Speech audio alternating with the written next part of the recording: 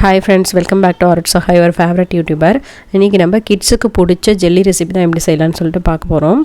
ரொம்ப சிம்பிள் தான், ரொம்ப ஈஸியாக சீக்கிரமாகவே செஞ்சிடலாம். உங்கள் கிட்ஸுக்கு பிடிக்கும் அப்படின்னா கண்டிப்பாக ட்ரை பண்ணி பாருங்கள். இப்போ எப்படி செய்யலாம் அப்படின்னு சொல்லிட்டு பார்க்கலாம் வாங்க.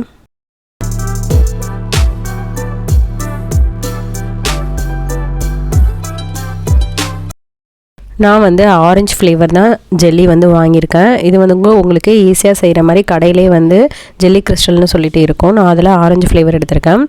அது இல்லாமல் எக்ஸ்ட்ராவாக நான் கொஞ்சம் ஆரஞ்சு ஜூஸ் வந்து ஆட் பண்ணுறேன். இந்த மாதிரி ஒரு ஆரஞ்சு கட் பண்ணி ஜூஸ் மட்டும் எடுத்துக்கோங்க. இதை ஃபில்ட்ரு பண்ணி எடுத்துக்கோங்க.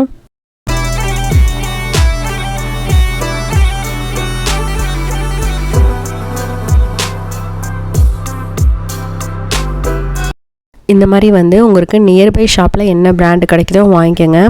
ஜெல்லி கிறிஸ்டல்னு சொல்லிவிட்டு நான் ஆரஞ்சு ஃப்ளேவர் எடுத்துகிட்டு வந்திருக்கேன். உள்ளே வந்து உங்களுக்கு இந்த மாதிரி தான் இருக்கும். நீங்கள் என்ன ஃப்ளேவர் எடுக்கிறீங்களோ அதுக்கு தகுந்த மாதிரி மேபி கலர் வந்து டிஃபர் ஆகும். ஸோ இது வந்து ஃபுல் பேக்கெட் வந்து யூஸ் பண்ணிப்போம். ஒரு 2 பவுல் நம்ம எடுக்கிறோம், 2 பவுல் வாட்ரு ஜூஸையும் சேர்த்து எடுக்கிறோம் அப்படின்னா ஃபுல் யூஸ் பண்ணாலே நமக்கு கரெக்டாக இருக்கும். கொஞ்சம் ஸ்வீட் அதிகமாக வேணும் அப்படின்னா 2 ஸ்பூன் அளவுக்கு சுகர் ஆட் பண்ணிக்கோங்க. இதில் லைட்டாக வாட்டர் ஆட் பண்ணி நல்லா வந்து கரைச்சி விட்டுருவோம் சுகரை. அதே மாதிரி சேம் அந்த ஜெல்லி கிறிஸ்டல்லையும் வாட்டர் ஆட் பண்ணி அதையும் லைட்டாக கரைச்சி விட்டுருவோம்.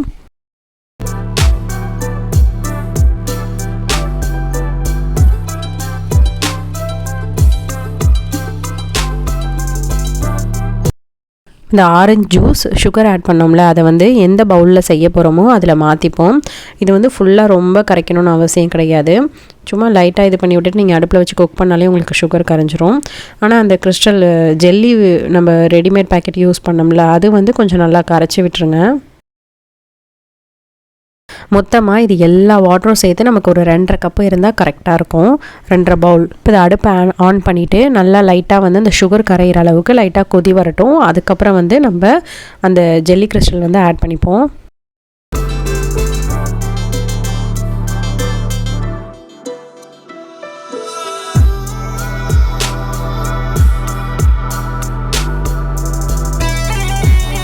இப்போ நல்லா கொதி வர ஆரம்பிச்சிருச்சு. இந்த ஸ்டேஜில் நம்ம ஆல்ரெடி கரைச்சி எடுத்து வச்சுருக்கோம்ல, அதையும் இதிலே ஆட் பண்ணிடுவோம். நீங்கள் ஆட் பண்ண பிறகு நல்லா திக்காக இருக்கும். உங்களுக்கு இது ரொம்ப குக் பண்ணணும் அப்படின்னு அவசியம் கிடையாது. ஆனால் எல்லாம் மிக்ஸ் ஆகணும்.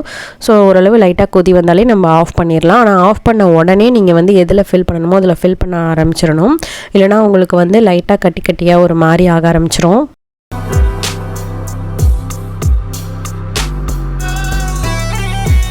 கொதி வர ஆரம்பித்தோடனே ஆஃப் பண்ணிவிட்டு இறக்கிட்டேன்.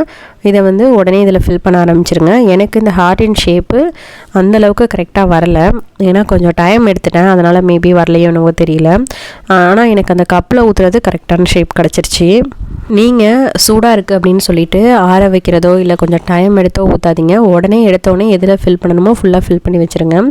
ஃப்ரிட்ஜ்லேயோ இதுலேயுமே வைக்க வேணாம். நார்மலாக இந்த மாதிரி ஃபில் பண்ணி வெளில வச்சாலே போதும். கொஞ்சம் நேரத்தில் கரெக்டாக செட் ஆயிரும்.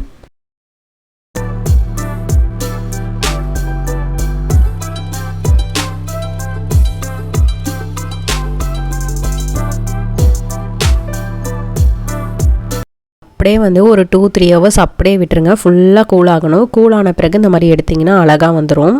பசங்க எடுக்க ஆரம்பித்தோடனே வேணும்னு சுற்றி வந்துட்டாங்க. பாப்பா தான் வந்து நான் எடுக்கிறேன்னு பண்ணிக்கிட்டே இருந்தா. ரொம்ப நல்லா இருந்துச்சு, பர்ஃபெக்டாக வந்துருந்துச்சு. கண்டிப்பாக நீங்களும் ட்ரை பண்ணி பாருங்கள். இந்த வீடியோ உங்களுக்கு பிடிச்சிருந்துச்சுன்னா லைக் பண்ணுங்கள், ஷேர் பண்ணுங்கள், சப்ஸ்கிரைப் பண்ணுங்கள். மறக்காமல் பக்கத்தில் இருக்க பெல் பட்டன் கிளிக் பண்ணுங்கள். அப்போ தான் நான் புதுசாக போகிற வீடியோஸ்லாம் உங்களுக்கு நோட்டிஃபிகேஷனில் வரும். தேங்க்யூ.